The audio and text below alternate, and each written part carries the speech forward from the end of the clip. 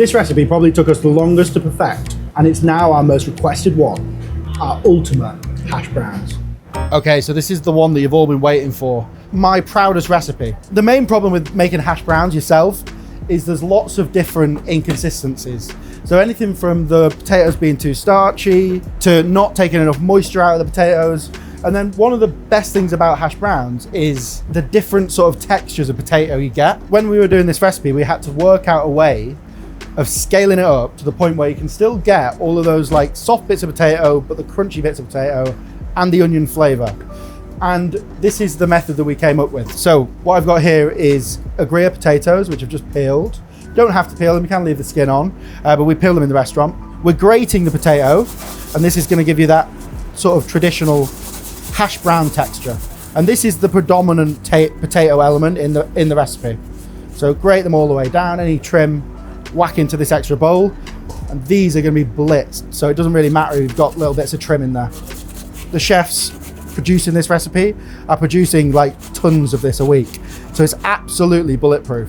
Really trying to get the best of both worlds of that cooked potato flavor that binds a hash brown, but also that kind of bite that makes a hash brown and not just a, you know, like a reconstituted chip.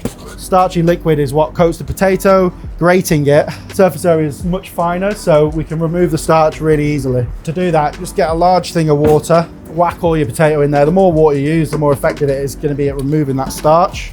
You can see how much comes out straight away. So just really, really work this. If you just fill your sink up with cold water, you can just let the water out of the sink. Okay, so the first pass, I'm going to pass off this water, then replace it with fresh. So what we have now is, you know, pretty much we can guarantee that the water is very, very clean and clear now. This is a really crucial step. So take a clean dishcloth, and I'm going to remove all of the water out of these potatoes. So obviously you strain them in the sink. This is the most effective way. So you see all that water that comes out. That will cause your hash browns to explode. The steam created by this will make sure that your hash browns, when they fry, will separate. So it's really crucial that you get rid of all of it. Now this is removing the starch and removing the water is the two most important parts about a hash brown. And this is by far the most effective way to do it. No moisture left in there at all, very fluffy.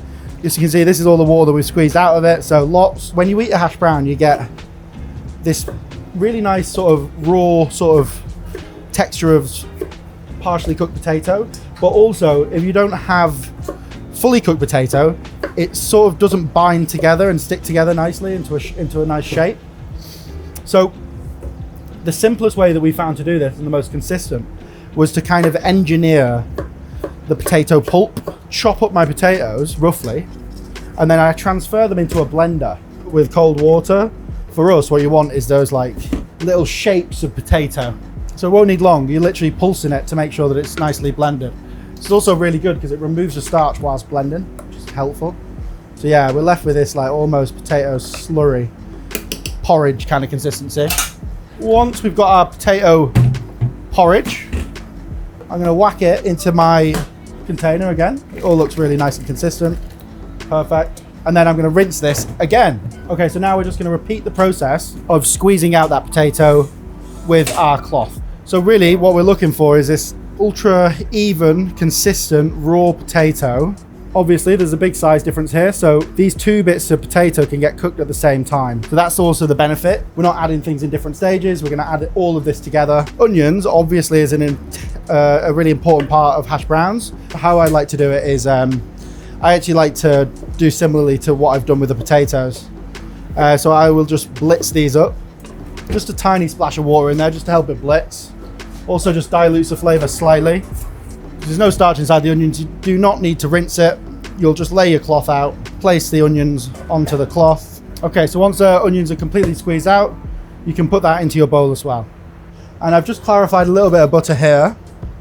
And what I'm just gonna do is start off by cooking this potato and sauteing it off inside the pan. What I'm gonna start off by doing is adding half in and then waiting. And then once it's wilted down, I'm going to add the rest of the mix. So what I'm really trying to do here is I just want to start the mix basically sweating just trying to release some of the leftover moisture that's inside the potato and the onion. So it's on quite a low heat, and I'm just going to leave the lid on. I'm going to release the first sort of water out of the potato and onion, let that evaporate, and then I'll cover with butter or whatever fat you want to confit. So you just imagine all of the steam that's coming out of this now. That's all just the stuff that's not going to get into the final product. It will basically mean that you can get the final product incredibly crispy because you can fry it for longer without even worrying about it falling apart. So it's still very much raw at this stage, but what I'm going to do is just level it all down, and then I'm going to pour on my clarified butter now. The secret ingredient to all Fallow videos, just use butter. But yeah, to make a good hash brown, we do use a lot of butter because essentially this is a confit potato. The butter that we use in the restaurant for this potato, for this hash brown, we reuse it multiple times. This is what I'm looking for. These just gentle bubbles. And in order to confit properly, we want the potatoes to be fully submerged in that fat, which is why the cartouche is perfect for this. So you can see it makes contact with the potato. The steam that's going to leave and escape is going to help the final thing to bind. These hash browns will be cooking for about 5 minutes. And you can see it's fully confit and all over, just nicely bubbling away. When you confit, you don't really want to see like a rapid bubble. So that's the first time I'm going to turn it over. I'll probably only turn it over another 2 times, and it's going to be cooked after about 20 minutes. So just turning that over one more time. Still just got a tiny bit of bite to it, so I'm just going to cook it for a little bit longer. Obviously, remember, it will keep cooking once it's out and straining, so you can afford to take it just a little bit under.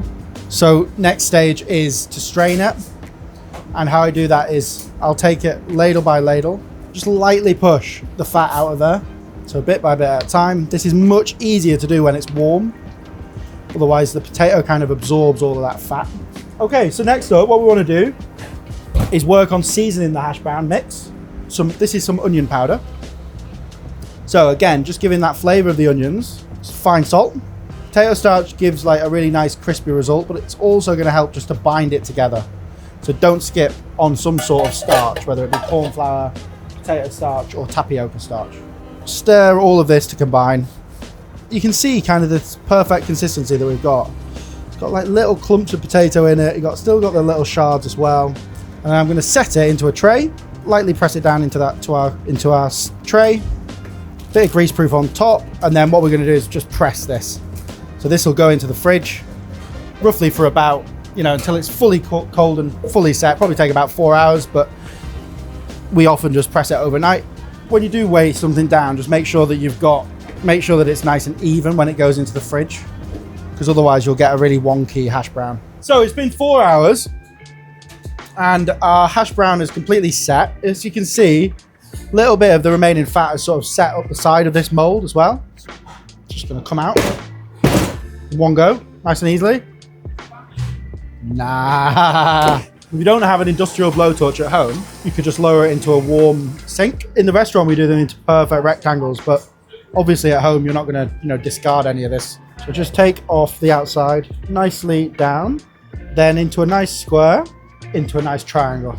Important to note, it does not freeze. Any remaining water will just make the mix explode when it cooks after being frozen. So unfortunately you can't, but because it's confit, it does have an ordinarily large shelf life. For service, the easy bit, got some nice hot oil, 180 degrees, whack in your hash browns. So the beauty of this this recipe is you've removed so much of the starch that you can cook them for a really long time. So you want them to be ultra crispy on the outside and really fluffy in the middle. Right, so once they're all out, season them all over with a bit of fine salt. Remember, there's salt inside the mix, and then load them all up. Can you imagine this? Sunday morning. It's probably one of my proudest inventions as a chef. Got that beautiful fluffy center with all those different sort of layers of potato. You can see the slight bits of grated ones that still have a texture, the small little sort of micro pieces of potato which hold the whole thing together, and then it's like impossibly crispy outside. Oh, a really nice subtle onion flavor coming through as well. This is a banger.